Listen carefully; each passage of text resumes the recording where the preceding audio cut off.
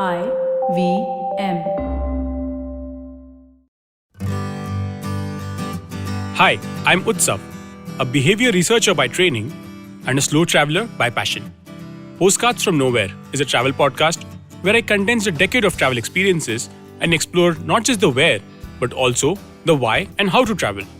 My stories emerged from slow traveling the less explored parts of the world: Bosnia and Herzegovina, Armenia, Uzbekistan, and even China. At the end of each story, I give practical tips and new ideas about how to travel better. This week, I bring to you the story of how pandemics shaped Bangalore, the locality of Basavanagudi, and how to best enjoy a walk around it. I have the honor to request that the government will be pleased to place a sum of Rs 250,000 at the credit of the Deputy Commissioner, Bangalore District, for the acquisition of lands required for city extension and improvement. This letter, dated 4th October 1898 by VP Madhava Rao to the Secretary of Government of Mysore, may seem like an ordinary letter, in the typical laboured English which became emblematic of all government applications. However, this was a letter written with a certain amount of urgency. VP Madhava Rao was the Plague Commissioner of Mysore. One often missed aspect of Bangalore's history is how it has been shaped by three unique but rather deadly forces. First, the British departure from Srirangapatna near Mysore to Bangalore was largely driven to avoid mosquitoes. The second was Vibrio cholerae, the bacterium that caused cholera. The third and the most potent city shaper was the most dreaded, Yersinia pestis, the bacterium that causes bubonic plague. The first officially recorded case of bubonic plague in India was in Bombay in 1896. From there, it rapidly advanced down south, ripping through Pune, Belgaum, Sholapur, and then Hubli, before finally reaching Bangalore in 1897. The introduction of the railways moved people across the country, and with it, the plague. A regular scene at the Yashwantpur and cantonment stations would have the police and railway officials looking to spot possible cases. One way was to look at the skin and under the armpits. If the officers deemed a person infected, they were quarantined.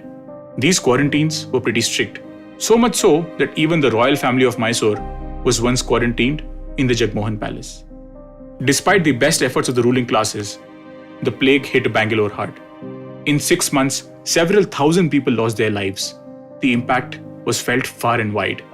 In the Kannada literary masterpiece, Samskara, A Rite for a Dead Man, the writer U.R. Ananthamurthy speaks about a Brahmin complaining about a heretic's death.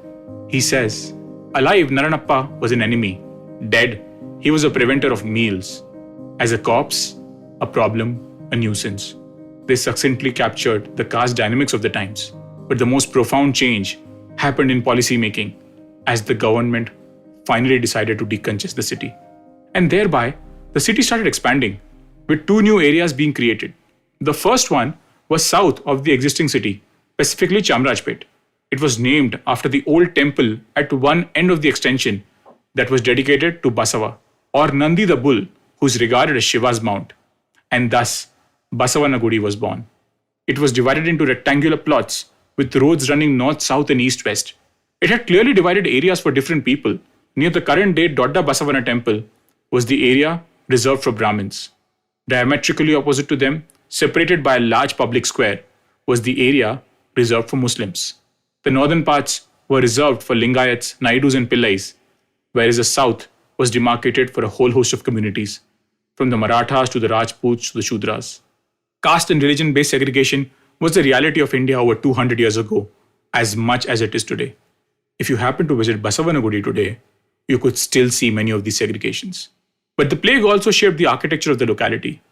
In the late 1800s, the causes of the plague were not well understood, and it was thought to be caused by a lack of ventilation and light.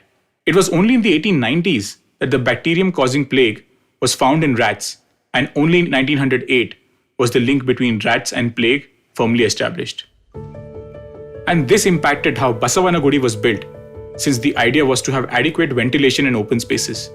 If you visit Chamrajpet, which is a little up north, the older houses still have common walls with their neighbors. For Basavanagudi, the plague-induced horrors meant that the houses were constructed in rows, giving space between them for ventilation.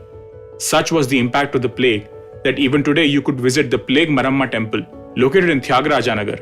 It is dedicated to Plague Amma, and locals once believed that praying here would spare them the plague. The locality is a great example of how the past and present connect. The bull temple after which it has been named has a rather colorful legend. One day, an irate farmer chased a marauding bull which had been destroying the groundnut crops. He struck the bull, and to his surprise, it turned into stone. It dawned upon him that the bull must be a divine manifestation and decided to build a temple to it. Imagine his surprise when he saw the bull was growing in size. The farmer pleaded to Lord Shiva, who told him he would find a trident in the ground nearby, which must then be placed on the bull's head. This he did, and the bull finally stopped growing. A tradition arose of offering the bull the first groundnut harvest. Kadalekai Parishe, the groundnut fair, is still held near the temple during November and December. But there is an even more interesting connection to the present.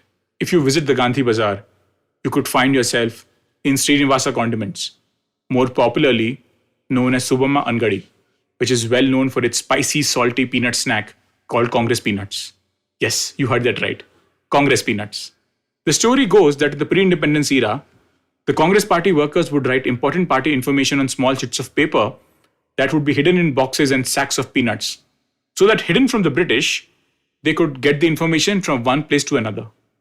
This is how the name Congress came to be associated with the peanuts. Whatever your political leanings, I highly recommend you try them out, either as a soft masala bun, the Khara Bun Congress, or as a spicy snack, the Congress Masala. From plague to peanuts, the history of our backyards needs a neat peeling just like the peanuts do. So once this pandemic is behind us, pick up a bag of peanuts and walk down the alleys of Basavanagudi.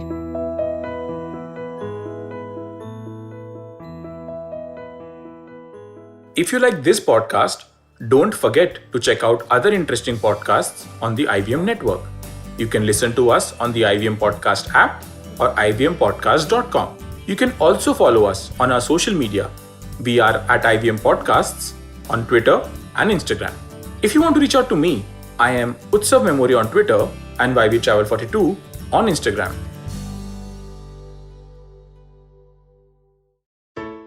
I hope you enjoyed that show. If you aren't following us on social media, please do. We're IVM Podcasts on Twitter, Facebook, and Instagram. We'd like to thank the sponsors on the network this week, Cred, PayPal, and Syed. Thank you. We really do appreciate the support.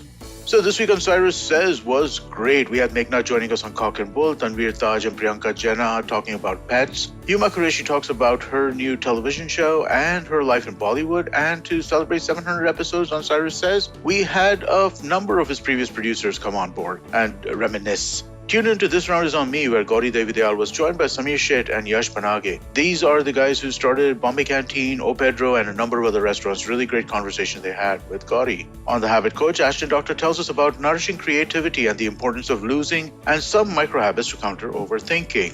On their 75th episode, Ritasha and Rayushi talk to Naveen Richards. On The Note with Monica Nayat, she speaks with Komal Nahata to talk about the business of Bollywood, lockdown losses, piracy issues, and experiments being done to keep it going. On Advertising is Dead, Varun is joined by Guru Bhatt, VP of Customer Success Platform for PayPal India, to talk about how the digital money landscape and the fintech ecosystem has fundamentally altered the world. We also have Thalarate, our Kannada podcast. Hosts Ganesh and Pawan discuss video games, and Sivakamyam Sabatam, the Tamil show where Kavita Jiva sheds light in another story about the bravery and excellence in the governance of the Pallava dynasty. And with that, I hope to see you again next week. Whether you're an established sports person or a budding one, or simply a sports enthusiast, join us, Tanvi and Shlok. We are two passionate pro badminton players talking policy, mindset, and everything sport.